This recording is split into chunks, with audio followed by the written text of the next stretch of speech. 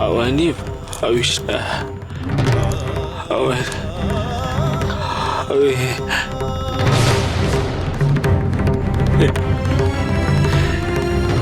মারে জানে বা তোর স্বামীকে নিয়ে ফিরে যা। এ শালা বহুদিন বাঁচবে।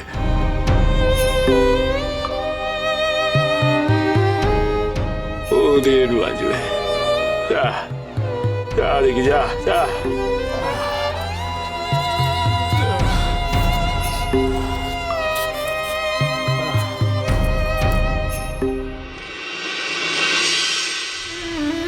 তুই কি করলি বানা? নিজের আয়ু তুই বিলিয়ে দিলি। তাতে কি আছে গো অন্যতা দিদি? আমি আমি এইভাবেই বাঁচবো গো।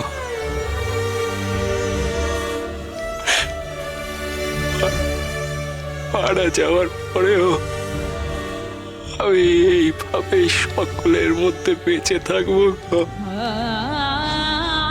ঠাকুর গো, ঠাকুর, এই জন্য তুমি সকলের চেয়ে আলাদা ঠাকুর, সকলের চেয়ে আলাদা। ঠাকুর, ঠাকুর, আমাকে তোমার চরণে ঠাঁই দাও ঠাকুর, আমাকে দীক্ষা দাও ঠাকুর।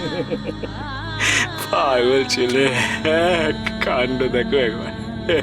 তোর পাগল, তোর উঠে বসে, উঠে বস।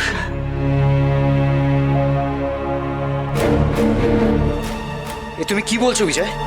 তুমি এসব ভেলকিবাজিতে বিশ্বাস করছো?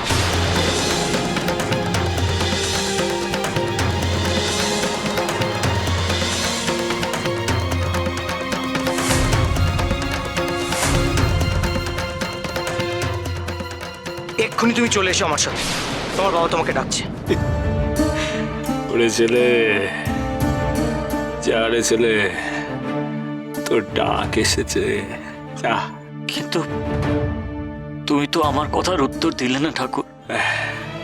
পাগল ছেলে, শোন রে শালা, সংসারের মধ্যে থেকেও মাকে লাভ করা যায় রে, মাকে পাওয়া যায় রে। আগে আগে তুই তোর সংসার ধর্ম পালন কর। তোর সবে বিবাহ হয়েছে, সুলক্ষণার প্রতি তোর কত কর্তব্য, সেই সব কর্তব্য পালন কর। তারপর না হয় দীক্ষা নিবি। যা যা রে, ফিরে যা। সুলক্ষণা বা, তুই এখন যা রে, যা দেখি, যা।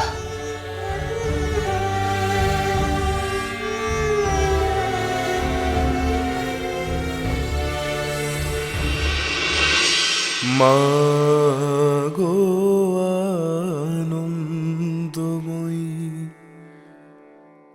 নিরানন্দ করুণা।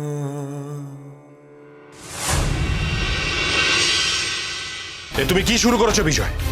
শেষে কিনা লেখাপড়া শিখে ওই বামদেবের মতো তান্ত্রিকের সাথে ভিড়ে গেলে? দিন রাত শুধু ওখানেই পড়ে রয়েছে। আমার মান সম্মান সব একেবারে ধুলিচ্ছাদ করে দিলে তুমি। বাবা মশাই, আমি এমন কিছু করিনি যাতে আপনার সম্মানহানি হয়।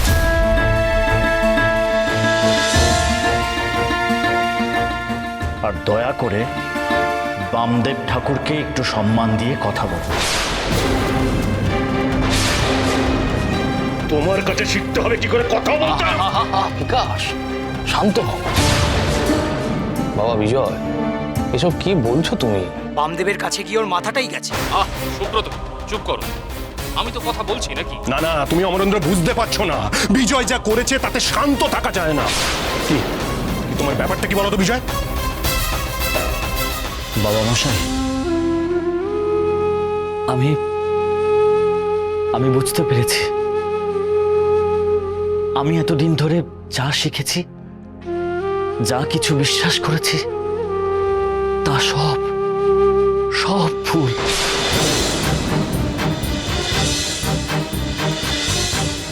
আমি এখানে এসে বামদেব ঠাকুরের কাছে নতুন করে সব শিখছি।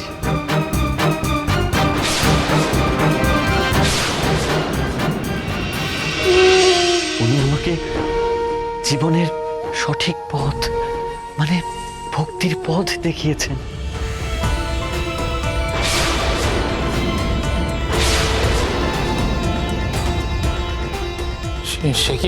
সে কি বাবা বিজয়, তুমি কি আমার মেয়েটাকে বিয়ে করে শেষমেশ সংসার ধর্ম ত্যাগ করে সাধু সন্ন্যাসী হয়ে যাবে নাকি? বিজয় বিজয় বাবা বাবা শোনো, আমার কথাটা শোনো। আমার একমাত্র মেয়েটা যে তাহলে জলে ভেসে যাবে বাবা। সুলক্ষণার সাথে তুমি এমনটা করতে পারো না বিজয়। সংসার ধর্ম ছেড়ে তুমি সাধু সন্ন্যাসী হবে নাকি? সংসার কেন ছাড়বো সুব্রত? বামা ঠাকুর তো বলেছেন সংসারে থেকেও সাধনা করা যায়। না, কখনো নয়। সব সাধনা টাধনা তুমি করতে পারবে না। বিজয়,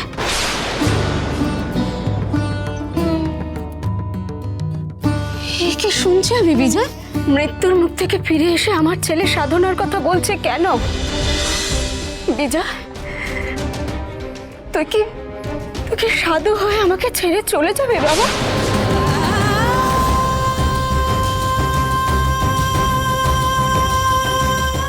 কি রে, চুপ করে আছিস কেন? বল না। বিজয়, দাঁড়াও বিজয়। বিজয়, আমার কিন্তু চিন্তা হচ্ছে বিকাশ। কোনো চিন্তা করো না অমরেন্দ্র। দুদিন পরেই ও আবার এই পথেই ফিরে আসবে। যাবে কোথায়? তবে এসব নিয়ে বামদেব ঠাকুরের সামনে কোনো কথা জিজ্ঞেস করো না বিজয়কে।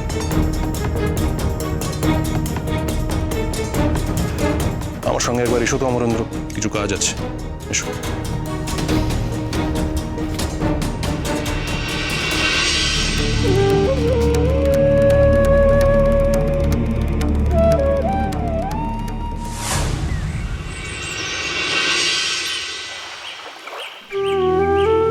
বুঝলে অমরেন্দ্র, এই গ্রামে ঘুরতে ঘুরতে একটা বড় ভালো জমি দেখেছি।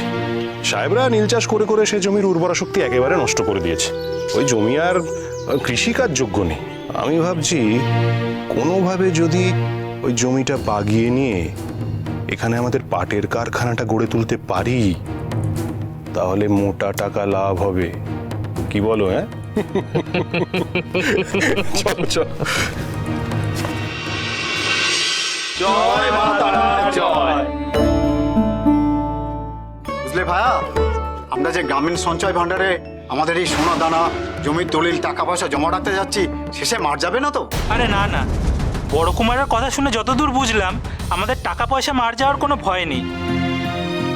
তাছাড়া বামদেব ঠাকুরও তো কোনো আপত্তি করেননি। হ্যাঁ, তা ঠিক। এই দেখো ভাইয়া, আমি এই 100 টাকায় জোগাড় করতে পেরেছি। এটাই আমি জমা দেবো। তুমি কি জমা দেবে ভাইয়া? আমি আমার মেয়ে আর বউয়ের গয়না নিয়ে এসেছি, এটাই জমা দেব। আর তুমি কি রাখবে ভাইয়া? আমি ভিটে জমির দলিল জমা রাখবো। ওহে, তোমাদের প্রতিবেশীরা তো এর থেকে বেশি রেখেছে। হ্যাঁ, শোনো, যে যত বেশি টাকা জমা রাখবে, দরকারের সময় সে তত বেশি টাকা এই ভান্ডার থেকে তুলতে পারবে। বুঝলে? আমি